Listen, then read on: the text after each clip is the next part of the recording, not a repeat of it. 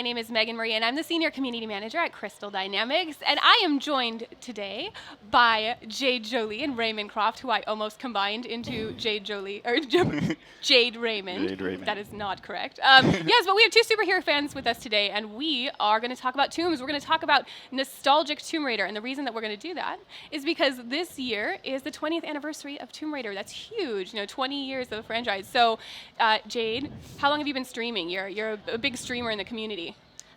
Well, I've been streaming for 2 years now. So I do a variety of games, like mainly FPS, and obviously I'm a huge Tomb Raider fan. Yeah.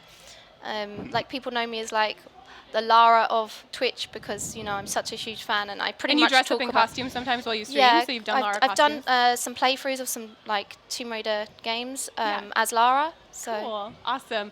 And Ray, longtime Tomb Raider fan. Yes, I am an extremely long-time Tomb Raider fan, probably since I popped out the womb. Yes, there we go. And you have probably the most extensive Tomb Raider shirt collection I've ever seen. Yes, I have about 30 Tomb Raider shirts. It's incredible, awesome. Yes. So we wanted to get insights from other super fans, and we also have some insights from our fan sites, but essentially we're going to count down some of the top tombs and take a nostalgic look at the franchise, one of the top tombs from each game, and we should go ahead and kick that off because we have a lot. It's a lot to cover. There's some fantastic tombs throughout the last 20 years. So let's go ahead and roll to the first clip. So these clips were actually provided to us by one of our official fan sites, Captain Elbin. Clara of Captain Elbin took these clips for us so that we could enjoy them. I think she captured the perfect moments in each of these tombs. So this one is the Lost Valley. Yes, the Lost Valley, one of my probably my favorite, maybe. Probably. yeah, I would say. I feel like there's not really that much that can compete with that in the first game. I mean, it has Definitely. a dinosaur, a T-Rex, right? Yes, when Look you at just that. come out and you see it, and it just, I love the animatronic of it just coming out, looking at you and roaring. Like that was next And level if it for gets its you, time. it's so brutal. It gets so brutal if it Yeah. actually captures you. But I love like when you're in the Lost Valley and then the ground starts shaking and you're like, what is happening? What is coming out right now? Yeah, so Definitely. we actually have a quote from one of our fan sites, and Jessica Dins of Tomb Raider Level Editor says, "I love the Lost Valley. When I saw the T-Rex for the first time, I thought, gosh, you don't see like anything like that in other games, and it's a sensation that you just can't forget." So Yeah, definitely. It's iconic, isn't it? and there was also a great puzzle though, so it wasn't just about the T-Rex, even though I feel like the T-Rex and the Raptors were really the highlight. There was a fantastic puzzle. There was a ton of traversal. You could dive really high from that one spot into the water below where you'd eventually fight Larson. Yes. And I feel like some fans don't necessarily, if they don't realize that Lara actually didn't have a braid for the first game. You can She see did it there. not. She's got her little bun. Yeah. Yeah. I But love the part where you have to jump across that bridge too. Because Yeah. you have to make it like perfectly. Perfect. Remember what you used to have to line yourself up You have to line perfectly. yourself up. take walk a- to the oh, edge, Oh, God, jump yeah. back. They just went for it. Good job. Good job, Clara. Nice landing. Yeah, but And this there's whole the area. cog. There we go. The cogs, the puzzle there. The cogs. I literally loved the cogs in like, they were like throughout so many games. So I think they're a nice Cog nostalgic puzzles. element. They Yeah, remind you of like these ancient civilizations used to occupy these spaces, and they left behind these remnants of these old machines, and I think it's so much fun to rebuild them. One more. There we go. So if throughout this broadcast, if you have a tomb you want to share with us, we're using the hashtag Tomb Raider 20 for all of our festivities throughout the year. And so we'd love to hear what your favorite tomb was. So I think we're going to transition next to Tomb Raider 2. We're literally going to go through 20 years here. Oh my god. Try to oh fit that in God, half this hour. game for me is just Yeah. Tomb Raider 2 Oh. is my absolute favorite. for sure. It's my Yeah, favorite It's my classic favorite for sure. classic. It's It is. mine as well. I actually, this is the one that most of our fans felt was their favorite, but my personal favorite was the Wreck of the Maria Doria. I love that Oh, one. yeah. Being underwater was so scary. But yeah, so we have Tibet, the Barkhang Monastery, and it's Oh, just I so love visually this. stunning. Yeah. I want to say how incredible it was for the actual people in the level. Yeah. If you do not shoot at them, Yep. they will not harm They you. would and actually I feel join like you. that's such a big moment in gaming for them to just be like, Yeah. I want to be on your side. You You know, have I'm a here choice. to help. I think that was great. So we have a quote from Tina of Tomb of Ash, and she says, "One of my favorite Tomb Raider levels is definitely the Barkhang Monastery from Tomb Raider 2. I love the atmosphere, which gives you a feeling of being very spiritual and a grand place, but at the same time, it's so dangerous, and you have to watch your every step. Basically, it's the contrast between serenity and tension that makes it so great," which I feel like that's a perfect quote. They do look a little intimidating at first, Yeah, right? they do. But like Definitely. if you hold off, if you're like, wait, they're not attacking me, then that helps. And they'll help you out, kill the bad guys too. Yeah, I think like visually it was just like amazing. The colors and Yeah, absolutely. the walls, the doors, everything. The detail was just amazing. And earlier on the traversal up, how you got to use the snowmobile and, Yeah. and Oh, do all those I jumps loved and so that on. thing. I hope they show the trampolines you would have to use to jump Yeah. up higher. I love this. Bunny hop, bunny hop. I think we're going to get to see how great of a player she is. Oh, I forgot that jacket. I love that thing. I know. The bomber jacket has Yeah. become so iconic at this point. So you'd be collecting all the prayer wheels. Ooh, there we go. This is...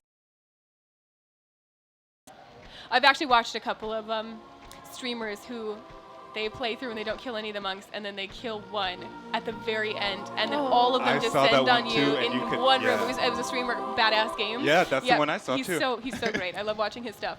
But yeah, they'll just come from everywhere on the level, and all of a sudden you'll have Oh, like that's 30 hilarious. of them come Yeah. in from the rest of the level. Because he was trying to get all the kills for it. Yes, So. yes. I don't advocate killing the monks because they're good, but he was going for all the kills, so I understand that. All right, we're on to Tomb Raider 3. So the temple ruins. This was one of my favorites because of how atmospheric it is. I just love the idea of the jungle reclaiming these ruins, and you see it everywhere. It's starting to crumble, Yeah. and Oh, and the piranhas. I love the water as well in this game. I just think it looks so, I don't know, it just developed really, didn't it? yeah. That was one of the things that first attracted me to this game was the Yeah. swimming in the water was Oh, I so love believable that. and realistic. I loved it. And this was so treacherous. There were the snakes, the baboons that would run away with your medipacks. Yeah. Oh yeah, I remember that now. Quicksand, The quicksand. currents, Yeah. piranha, the statues, which we'll see Oh later. yeah, I Oh, love yeah. those things. But So that had to be inspired for the movie, right? The Tomb Raider movie. Yeah. the I remember when I was younger, my brothers convinced me that there were both barracuda and piranhas in our lakes in Minnesota because of this game, and so Oh, I was wow. terrified to go into the water as a little kid because I thought that this was accurate to real life. But yeah, this is another just area that's really treacherous, traversal, and some of the other areas in India Yeah. had the really strong currents and so on in the South Pacific too, and that was interesting to contend with. Yeah. This one was probably the hardest for me as a child because of the quicksand. I didn't know where to jump, what to jump to, Yeah. what Oh, was yeah. quicksand, what wasn't quicksand. Absolutely. We have another couple of quotes from webmasters. Jessica Dinsigan of the level editor, Tomb Raider level editor, says, "The temple ruins are an amazing level and have great difficulty. I love to climb the platforms and kill the 6-armed statues. That's my favorite part." All right, and Annie, webmistress of Rise of the Tomb Raider web, says, "I feel especially nostalgic about the Lost Valley and the temple ruins. The first Tomb Raider game I played was Tomb Raider 3, and I remember the levels and tombs in the Indian jungle. Essentially, this was the first game that she bought on her brand new PC because her old PC wasn't able to play it, and so when she put it in for the first time and saw how beautiful it was on this high-end PC at the time, it was just a magical moment for her." Those things are terrifying. Yeah. Yes. They are Yeah, I think I had terrifying. nightmares about those as a kid. All right, we're on to Tomb Raider: The Last Revelation. Oh. This is probably a franchise highlight. Almost everybody that Yeah. I know, they talk about this being one of their favorite tombs in the entirety of the franchise. So it's in Karnak, Egypt, the tomb of Semerkhet, and it's basically the game within the game. These Yeah. are so evil. Do you remember these? Yeah. Yeah. Putting your hand in, Yeah. catching her on fire. You have to either pull a lever or you had to wait, and the timing is perfect, and you'd reach in there and grab Yeah. something. It definitely took some practice, to be honest, to get Yeah. used to it. And this is where they had the rope swings for the first time, so you'd have to do those dangling over the pits. Well, that was the and- first time they had rope swings. Tomb Raider 4, yeah. Wow. As far as I remember. Yeah, actually. And they like to put you over spike pits and dangerous areas and so on. But really, the Semerkhet itself was the Senate. The game itself was the thing that so many fans fell in love with because it changed depending on how, if you beat it or not. It changed how you would exit out of the level. So now we see her here playing. I'm going to read a couple of quotes. So is that Minerva of Lara's generation says, "I'm always happy when Tomb Raider picks up real archaeological evidence, and the Tomb of Semerkhet and one you play a game called Senate, an ancient Egyptian board game that's a little similar to backgammon. It was wonderful getting to know a game which was played 5,000 years ago." And Emma Q of fansite Oak Ishavar says, "I'm a student of Egypt. I adore the Tomb of Semerkhet from Tomb Raider 4 because he was a real king from the first dynasty. However, his real tomb is located in el Gaab, the section of Abydos." So we have a lot of people who weighed in with the fact that they love that this was actually a real game that was played back then. Yeah. Ray, you were saying that you didn't necessarily understand the rules of what you were doing No, at like the time. I would, as a 9-year-old child, I'm just wiping this board, flipping it, and Yeah, just and It's eventually trial and something error. happens. It's definitely yeah, trial like and error. something happens. You either win or you lose. Yeah, and you then win or you progress. lose. And what I like about it is that it's kind of the first time in a Tomb Raider game where it's kind of giving you like a different alternative route. Yeah, yep, definitely. That was really cool. Look at how atmospheric it is too. It's so I know. beautiful. Yeah, I think the fact that it was set in Egypt is what makes it so special as well, because Yeah. obviously we associate it with like ancient Egypt, and it's just so Yeah. interesting. That is a very iconic Tomb Raider Oh, yeah. location. Here's the real queen. I'm a big fan of young Lara. All right, so Tomb Raider Chronicles, we picked the Black Isle in Ireland, the Labyrinth in particular. So the thing about this is that Lara is unarmed, right? So she's 16 years old or so, and she doesn't have her dual pistols, and so she basically has to use her wits to get her out of trouble. Yeah. And that's a little intimidating, traversing through these areas without Yes, being this armed. was probably the scariest level for me, just crawling through that space, coming out and seeing that body hanging from a tree, and then it starts talking to you. Oh yeah, that It's was like, creepy. oh, okay, I'm 10 years old and I'm turning this off right now. And that's when Stella from TombRaiders.net, she talks about that. She says the Black Isle level in Chronicles, the Labyrinth, and also the Gallow Tree, which is where you met that gentleman. Yes. And the Old Mill. They're definitely among my favorites from the classic games. The level designs, enemies, and sound effects are gorgeously creepy, and the opportunity to play as young Lara with no weapons and only your wits and agility, plus a few found objects, makes you feel vulnerable at first, then completely badass as you banish a powerful demon without firing a shot. So there's something very quintessentially Tomb Raider, using Yes. your brain Yeah. instead of bronze. Yeah. That's the And whole also- part of Lara's character, really, isn't it? Yeah, absolutely. Plus, when she's younger, you get to see that she really is determined, you know? Yeah. She's And really, she doesn't listen to anybody. yeah. She's not interested in authority. She's like, oh, I'm not supposed to go? Let me hide under this boat. And so these little wisps, they'll guide you out of the labyrinth as you try to escape from the labyrinth's keeper, who doesn't enjoy the fact that you took the bestiary with you. You'll see him kind of jut out from the side. Run! Yeah, and let's talk about the music, the scary. Oh, dun, definitely. and then Yeah. you just know something's happening. I'd get so scared at Yeah. You those hear that, you just don't look back. You're like, just run. Yeah, for I it. used to play these games with my dad because I honestly got so scared. Yes, absolutely. So now we're on to Angel of Darkness. I have a lot of Oh, quotes I God. want to read from this one, so I'm going to start right away. So this is the Hall of Seasons in Paris for the Angel of Darkness. So it's underneath the Louvre. And Maxime of Croft says, the Hall of Seasons remains to this day one of my favorites, mainly because of it's a multifaceted level. It was utterly challenging for the player, and you had to adapt to different kinds of traps and environments in each sub-level. The way the whole thing was designed kept pushing you off balance, sometimes quite literally. Ash from Tomb of Ashes. Every level in the Angel of Darkness has its own incredible atmosphere. This Hall of Seasons manages to captivate my imagination every time I play. The variety of puzzles and locations make this one of the most interesting locations in the entire franchise. And J.R. Millward from Survival Reborn says, the Hall of Seasons ticks all the basic boxes for traps and precision gameplay, but it's the atmosphere that sets this tomb apart. It's like being inside a giant mechanical cathedral. I love the Gothic architecture and the echoing sense of scale in the main hall. It's by far one of the best areas in the whole game. Look at these. So there was like the 4 chambers and the different sort of elemental puzzles. And it really was so, it felt really ancient, and like she was the only one that had been there in centuries. It was so great.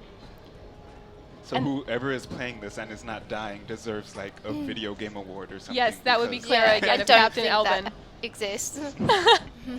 Or maybe she just spliced them together. We'll never know, Yeah. but she's playing excellently right now. I definitely Especially died way too much in these levels. Yeah, the part where you're jumping between the pillars and the air is trying to push you off those beams. Yes, Yeah. absolutely. That was one that was quite difficult. She's got biceps. Yeah. She's Yeah, I She loved, is I loved how extremely- she she's looked in extremely this agile. game. I just loved how the look of Lara in this game. And then there's the Amazing. fight with Brother Obscura. Just Oh, crawl. those were creepy. Just crawl. Those were so creepy. I love that you get to shoot a ghost with guns. I know. I think somebody actually mentioned this. Alex from Tomb Raider World and Alex's Tomb Raider blog said, I love the Hall of Seasons because it's the most challenging tomb in the Tomb Raider universe, and with a frantic fire. Yeah. Yes, I agree. I like how she's just going to escape by crawling Yeah. out of the premises. You could beat As the you last do, boss as you just do. crawling too. Yeah. That's like as Tomb Raider fans, you learn Yeah, those only little, we would know. little tips Little and tricks, yeah. as you go. All right, we're making our way. We are up to Tomb Raider Legend now. This is one of my personal favorites. Oh, So this yeah. is the search for Excalibur. And ironically, Lara finds the real Excalibur under a King Arthur tourist trap, which I just thought was so clever and funny. But again, it's very atmospheric, and there's all these sorts of layers of history. So you have to find your way through the actual tourist The trap. tourist attraction. Yeah. You have to like turn on the generators and get it back up and running, and then you realize that the actual crypt is underneath. And that adds to there's treasures everywhere. Yeah, exactly. It's fulfilling the fantasy that there's always more than what meets the eye with Tomb Raider, which Give Professor is Worth some great. credit. If he had to Her Ducati jacket. I love this part, scaling down while everything's just breaking. I know. I used to get very panicked while doing this because when things are crumbling behind you, you just This will take some have to have the sense of concentration. urgency. Yeah. Otherwise, Absolutely. go wrong. But that's also what I like. I like having to get out in a hurry. So you like the panic feeling? Yes. It's adrenaline, I guess. Like, quick, Lara, go, go, go.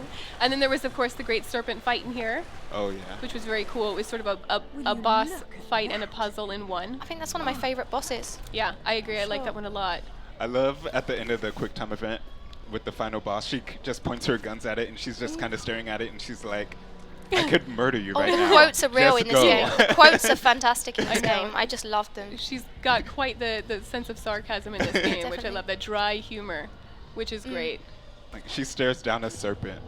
Only Lara Croft. Yeah. That magnetic grapple was so helpful for everything. So many uses for that thing. Uh-oh. Oh, and they're gonna show it? Yes, I'm so happy they're going to show it. The nostalgia is real.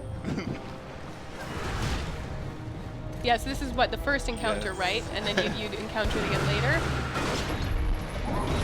I think this is the last time. Getting it out of order. Yeah. See, she's just staring it down. She's Like- like, think about it, bro. Do you really want to do this right now? Do you know who I am? It's Yeah. kind of like that. Look, it just goes down like, It's okay. like, all right, all right, I'll wait for easier prey. That face though, she's like, Oh, that's what I thought. yeah. That's You the made- you Lara made the stare right down. decision. She's like, damn straight you did. Tomb Oh, Raider yeah. Anniversary. Aw. So this was the type. So if there was going to be a second one from the original Tomb Raider, it would definitely be St. Francis Folly. But we felt the Lost Valley that first time that pretty much the same level design in a.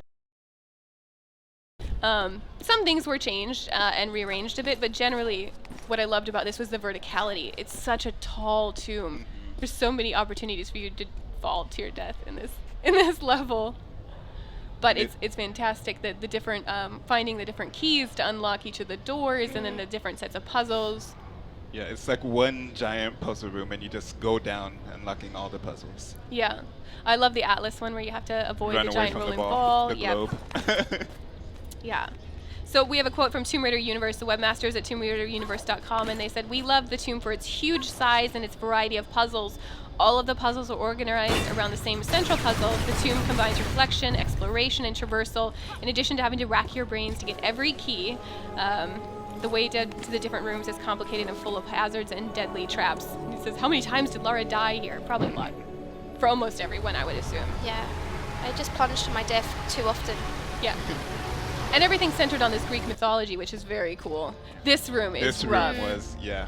Because on the way out, you've got the swords from below, and then you've got the giant ones from above. So you have to Yeah. watch death from above. Yeah. Every time I grab the key there, I just swan dive off just to make it look more dramatic.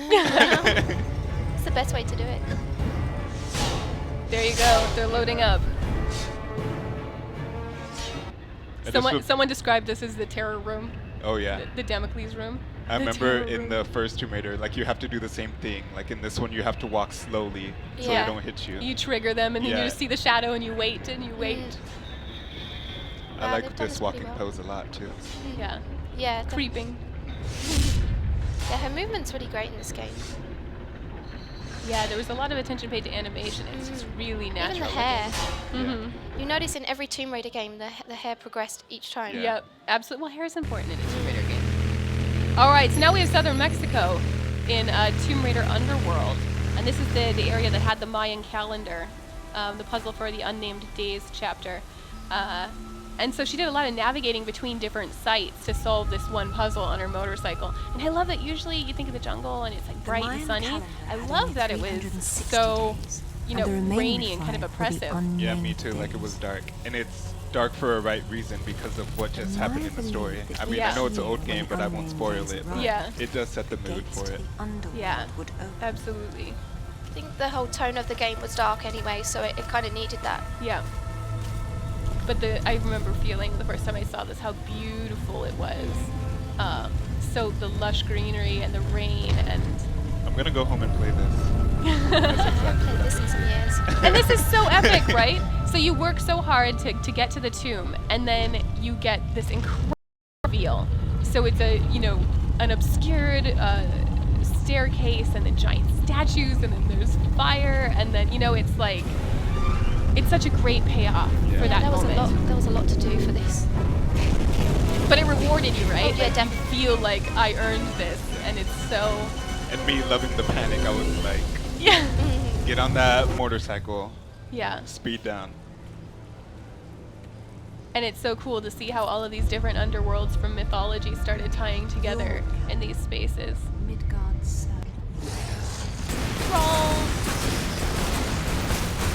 They they do scared the- me. Yeah. They were intense. I hope they do the headshot.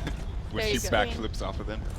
Those were fun. She had a lot of awesome movements. This was the first game that Tomb Raider game that had the motion capture And it was done by by Heidi Moneymaker. Yeah. She does a lot of stuff for Marvel and Black Widow, I think, right now. Oh, so really? she does a lot of very big stunt work now for wow. big movies. She's super talented.